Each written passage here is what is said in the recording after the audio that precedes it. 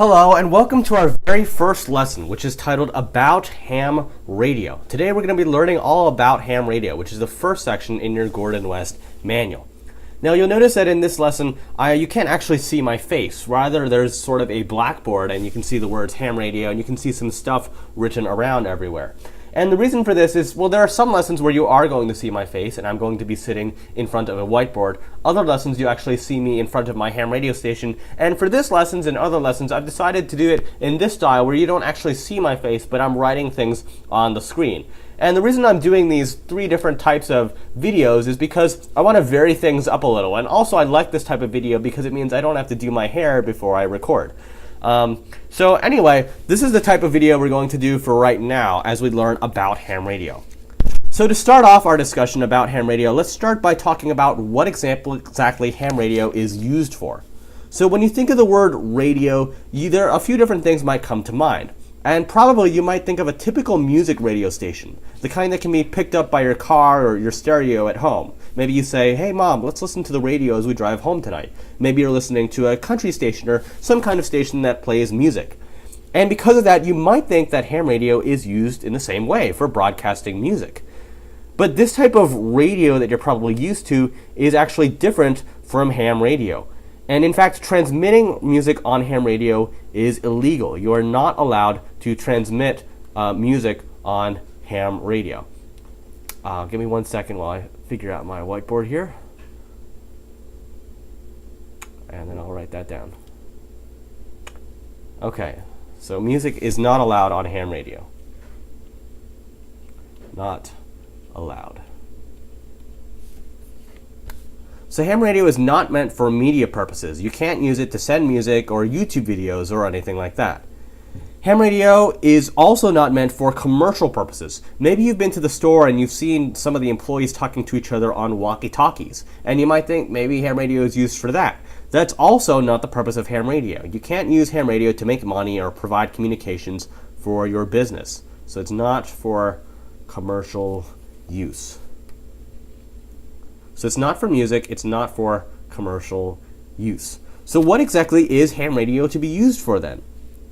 Well, ham radio is actually just meant sort of for fun. That's really the purpose of ham radio. In a nutshell, as ham radio, the purpose is to let you have fun. And more specifically, ham radio is meant to allow you to experiment with radio and that kind of technology while talking to other licensed ham radio operators around the world. And just for the sake of doing it, just for the experience, just that you can say that you used radio to talk to someone in, I don't know, Australia or something like that. And we'll get to that more in later lessons. That is actually possible with ham radio.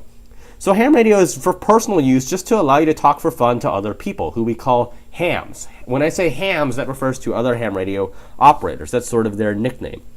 Even more specifically, according to the FCC, the purpose of ham radio is to advance skills in the technical and communication phases of the art of radio, which is really what we've been saying. The purpose of ham radio is just to advance your radio skills and have fun using this kind of technology. So now you know what we can use ham radio for. We know it's just to talk for fun to other people. But that's no good if you can't actually get on ham radio. To operate on ham radio, as you all probably already know, you need a license. So as I said yesterday in our introductory video, there are three types of licenses. There's the technician license. There's technician. There's also the general class license. And finally, there's one more license, which is even higher than both of those, which is called the amateur extra license, or we'll just write extra, the extra class license. And each one has more privileges than the next. So technician is entry level, general is one up from technician, extra is one up from that. So these are currently the only three licenses offered to new hams. There used to be other kinds of licenses, like the novice license. There was a technician plus license, which was a bit above technician. There was an advanced license in between general and extra, but these are no longer offered to new hams. There are still some hams that have those types of licenses. You might hear about those because those hams got them decades ago when they were still offered, but they're not offered anymore. So for the purposes of the ham radio exam, and really just for your knowledge in general, just remember these are the only three types of licenses offered to new hams: technician, general, and amateur extra, or more commonly just extra. And you're getting the technician license, of course. That's what this course is for. One special thing to note here is you can only have one license at a time. You can have one license per person. One person cannot have more than one license. And if you think about it, this makes sense. There's no real reason why you'd need to have two licenses. For example, it wouldn't make sense to have both the technician and the general license, because when you get your general license, that actually includes all the privileges of your technician license and then some. So you only have one license at a time. You can't have technician and general. When you have a technician, you can upgrade to general, then you're a general and not a technician, but you only have one at a time. So now let's talk about actually getting one of these types of licenses, mainly getting the technician class license. So to get your license, you have to take an exam, and this is going to be a multiple choice exam, and the purpose of this course is to get you ready for this exam. So you're going to go to this building, and these people called VEs, which are volunteer examiners, they're going to administer your license, not your license, they're going to administer your test, and when you take the test, they'll tell you immediately whether or not you passed, but they're not going to tell you right away, they're not going to give you your license right away after you passed. And that's because your test administrators don't actually have the power to give out licenses. They're only allowed to conduct the ham radio tests. After they conduct the test, they then have to mail your results to the FCC, which is a department of the government which deals with all sorts of radio type stuff like that. And the FCC then has to issue you your license. So it has to go through this big process. And you see in the United States, ham radio is regulated and managed by the FCC. They regulate it and make the rules, at least in the United States of America. And they're the ones who actually give you your license after you pass the test. Unfortunately, since the FCC is since your license has to go through this long process, this can take a little while, usually a couple of weeks. So you can't just start operating right after you pass the exam. You won't have your license yet. You won't know what your call sign or your ham radio name is yet either, and you need that to operate. So you need to wait until your license is granted. Don't operate until you get your ham radio license. We'll take a minute to write that on the board for you, and you can take notes and put that in your notebook, which you should be keeping a notebook for this course, as there is a lot of information, unfortunately, to memorize. Until you get your license. So you'll know, how do you know when exactly you've gotten your FCC license? You might think that you'll know because you get something in the mail, but you don't actually get anything in the mail anymore. The FCC doesn't mail you a physical copy of your license, unless you specifically ask them to do it. But by default, they don't mail you anything. So how do you know when you have your license? Well, the FCC maintains an online database on the internet of all the licensed ham radio operators in the United States of America.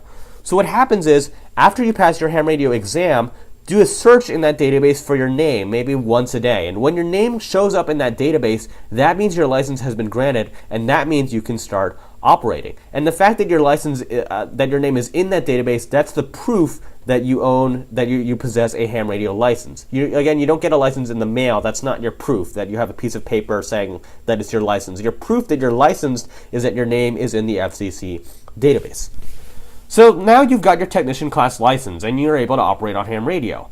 Once you do get your license from the FCC, you'll be able to operate for a total of 10 years. Your license lasts for 10 years. It's valid for 10 years. After 10 years, your license is going to expire, and you're going to have to renew your license. And this is actually a very important number, this number 10. You might get a test question asking about this. So the normal term for your license, it isn't 5 years, it isn't 20 years, it isn't for life. I mean, that would be cool. Actually, in Japan, you do get to keep your ham radio license for life. But in the United States of America, your license lasts for 10 years. After your 10 years, you have to renew your license, or you won't be able to operate anymore. Now, if you do forget for some reason to renew your license after 10 years, it's not necessarily the end of the world, because the FCC has what they call a 2-year grace period. A 2-year grace period. And what that means is that you have 2 years after your license expires to renew your license. So say if it expires in 10 years, you can still renew it on the 11th or 12th year, but not the 13th year. They give you a little bit of time to renew it in case something happened. Maybe you were busy with life and forgot. Maybe you went to the hospital and you couldn't renew it. I don't know, something like that. But there's something very important to note that the FCC wants you to know. You're not allowed to operate during this 2-year grace period. So even during these 2 years, the 2 years are just to give you extra time to renew your license in case you forgot. But your license is still considered expired during this 2-year grace period. You can't operate again until you renew it, and your renewal is in the FCC database. All right, so that's it for this lesson on about ham radio. Next time, we're going to learn about more stuff relating to ham radio. We're going to move on to the next section in the Gordon West Manual. At this point, you can go ahead, study this section in the manual, and take the quiz. There isn't an addendum video for this lesson. There will usually be an addendum video, as I talked about yesterday, but there is no addendum for this lesson. So you can go ahead and move on with the course, and I'll see you in the next video.